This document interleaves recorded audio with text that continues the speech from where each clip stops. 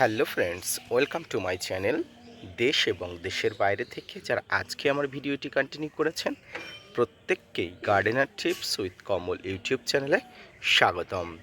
ছাদ বাগানে আমাদের সংগ্রহে নানা নামি দামি প্রজাতির বিভিন্ন ধরনের গাছ থাকে, আর সেই সমস্ত গাছের মধ্যে একটি অন্যতম প্রজাতি হলো সাইট্রাস প্রজাতি।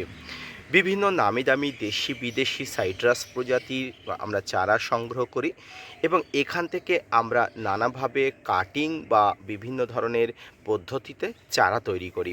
আর আজকের ভিডিওর আলোচনার বিষয়বস্তু সেই চারা তৈরির প্রসেস কমপ্লিট হয়ে যাওয়ার পরে ছোট্ট লেবু চারা গাছকে কিভাবে দ্রুত বৃদ্ধি করবেন, কিভাবে গাছগুলোকে স্বাস্থ্যবান হৃষ্টপুষ্ট করবেন এবং কিভাবে এখান থেকে দ্রুত ফল আসার জন্য, ফুল আসার জন্য ম্যাচুরিটি করবেন গাছগুলোকে, তাই নিয়ে থাকছে আজকের ছোট্ট ভিডিওটি। না স্কিপ করে কন্টিনিউ করুন।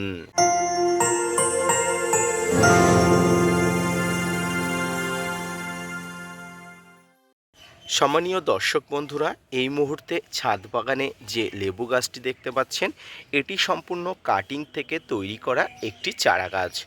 এর প্রমাণ হিসাবে আমি আপনাদের এখনও দেখাতে পারি, পরপর 3টি কাটিং আমি মাটিতে রোপণ করেছিলাম। একটি কাটিং থেকে একদম সফলভাবে সম্পূর্ণভাবে পাতা বেরিয়েছিল, অর্থাৎ গাছটি পরিপূর্ণ হয়েছিল। 2টি কাটিং থেকে এখনও পর্যন্ত কোনো রকম কোনো প্রাণের অস্তিত্ব দেখিনি, তবে কাটিংগুলো যে নষ্ট হয়ে গেছে এমনটি নয়।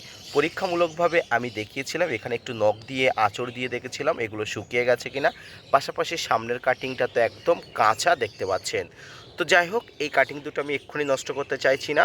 যে গাছটি এই মুহূর্তে বড় হয়ে উঠেছে সেই গাছটিকে আমি এখন বড় করে তুলব।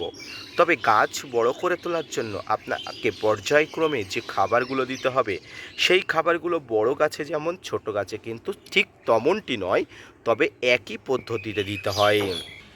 উদাহরণ হিসাবে আমি একটি ছোট্ট বেবির সঙ্গে একটি বড় পরিপূর্ণ মানুষের তুলনা করতে পারি, অর্থাৎ একটি বড় মানুষ বা প্রাপ্তবয়স্ক মানুষ যে পরিমাণে খাবার খেতে পারে, একটি বেবি অর্থাৎ ছোট্ট শিশু কিন্তু সেই পরিমাণে খাবার খেতে পারে না।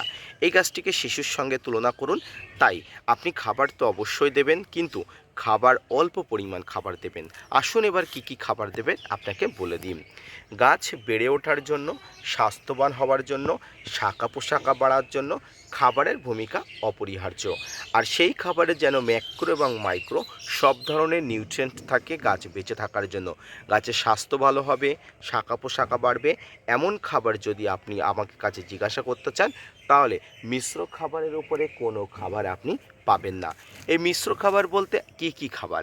এই মিশ্র খাবার বলতে ছাদ বাগানের জন্য সচরাচর আমরা যে খাবারগুলো প্রয়োগ করি, অর্থাৎ এক কথায় নিমখোল, শিংকুচি, হাড়গুঁড়ো, ভার্মিকম্পোস্ট, সর্ষের খোল, বাদাম খোল, এসএসপি, টিএসপি, ফাঙ্গিসাইড, এই সমস্ত মিশ্রণগুলো সম পরিমাণে মিশিয়ে 10 থেকে 15 দিন রেখে যে একটি মিশ্র খাবার তৈরি হয় সেটাকেই কিন্তু উপযুক্ত হিসাবে ছাদ বাগানে প্রত্যেকটি গাছের হিসাবে গণ্য করা হয়।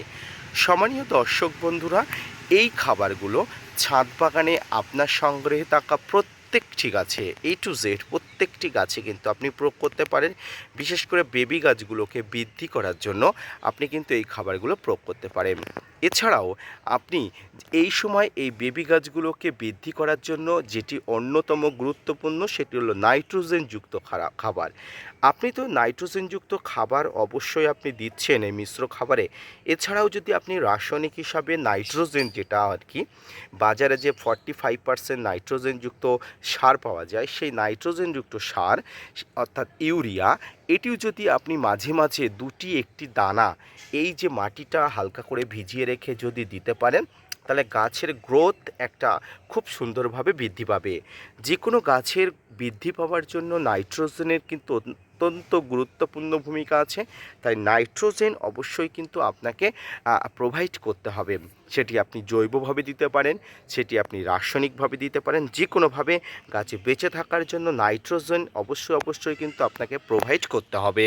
এবারে আসি, মূলত আজকে লেবু গাছ নিয়ে কথা বলছি, তাই লেবু গাছের বিভিন্ন ধরনের সমস্যা থেকে যায়। আমরা জানি বিভিন্ন ধরনের মিলিবাগ, সাদামাছি, বিভিন্ন ধরনের ট্রিপস, মাইটস, এইসব ধরনের আক্রমণ তাই আপনাকে অবশ্যই নিয়মিত ফাঙ্গিসাইড এবং কীটনাশক প্রয়োগ করতে হবে। তবে মনে রাখতে হবে, প্রথমেই বলেছি এটি একটি শিশু গাছ, বেবি গাছ, তাই বেবি গাছের উপরে কম ডোজের কম মাত্রার ফাঙ্গিসাইড এবং কীটনাশক প্রয়োগ করবেন। কারণ বেশি মাত্রায় কীটনাশক এবং ফাঙ্গিসাইড প্রয়োগ করলে আপনার এই বেবি গাছটি সহ্য করতে পারবে না, কারণ এর নেওয়ার ক্ষমতা কম, সহ্য ক্ষমতা কম। তাই অল্প মাত্রায় ফাঙ্গিসাইড এবং কীটনাশক প্রয়োগ করবেন। আপনি এই সময় ইমিডাক্লোপিড গ্রুপের যে কোনো কীটনাশক ব্যবহার করতে পারেন। আপনি ফাঙ্গিসাইড হিসেবে সাব ব্যবহার করতে পারেন, অ্যান্ট্রাকল ব্যবহার করতে পারেন, স্প্রিং ব্যবহার করতে পারেন। তবে এক্ষেত্রে ব্লাইটক্স ব্যবহার না করাই ভালো, কারণ ব্লাইটক্স একটি হাই ডেফিনেশন, হাই মাত্রাযুক্ত একটি ফাঙ্গিসাইড, এটি এক্ষুনি ব্যবহার করবেন না। আপনি অ্যান্ট্রাকল, স্প্রিং, আপনি M45 এই ধরনের ফাঙ্গিসাইডগুলো প্রয়োগ করুন, কোনো ধরনের কোনো অসুবিধা নেই। ব্যাস এইভাবেই কিন্তু আপনার ছাদ বাগানের ছোট্ট গাছগুলোকে, অর্থাৎ বেবি লেবু গাছগুলোকে খুব দ্রুততর সহকারে বড় করা যায়। সম্মানীয় দর্শক, এইভাবে ছাদ বাগানে আপনি প্রত্যেকটি গাছগুলোকে সুস্থ রাখুন, ভালো রাখুন এবং গাছগুলোকে ভালো রাখার জন্য যে পরিমাণ পুষ্টিকর খাবার দরকার সেই পুষ্টিকর খাবারগুলো প্রোভাইড করুন। আজকের ভিডিওটি এই পর্যন্ত। আজকের ভিডিও থেকে আপনি যে তথ্য পেলেন সেই তথ্য অনুযায়ী আপনি অবশ্যই ছাদ বাগানের প্রত্যেকটি লেবু গাছগুলোকে এইভাবে আপনি দেখভাল করুন এবং এর বেঁচে থাকার জন্য উপকরণ যেগুলো আছে সেগুলো যথাযথভাবে দেবেন। এবং সর্বোপরি আরও একটা জিনিস বলতে ভুলে গেছি, সেটা হচ্ছে জল কিন্তু যথাযথভাবে ছাদ বাগানে প্রত্যেকটি লেবু গাছের গোড়াতে কিন্তু দিতে হবে। প্রয়োজনীয় জল কিন্তু অবশ্যই দিতে হবে, কারণ জল কিন্তু জীবন। এই জীবন ছাড়া কিন্তু গাছ প্রাণ বাঁচাতে পারবে না। আজকের ভিডিওটি এই পর্যন্ত। আশা করি ভিডিওটি ভালো লেগেছে। ছোট্ট, খুব সিম্পল ভাষার মধ্য দিয়ে, খুব সাধারণ সরলীকরণের মধ্য দিয়ে আজকের ভিডিওটি বোঝালাম। আশা করি ভালো লেগেছে, স্যাটিসফাইড হয়েছে। যদি ভালো লেগে থাকে, স্যাটিসফাইড হয়ে থাকেন, gardener tips with Kamal YouTube চ্যানেলকে সাপোর্ট করবেন, ভিডিওটি শেয়ার করবেন এবং চ্যানেলটি সাবস্ক্রাইব করে পাশে থাকা বেল আইকনটি বাজিয়ে দেবেন। এর ফলে আমার ছাড়া প্রত্যেকটি ভিডিও সবার আগে আপনার কাছে নোটিফিকেশান হিসেবে পৌঁছে যাবে। ধন্যবাদ।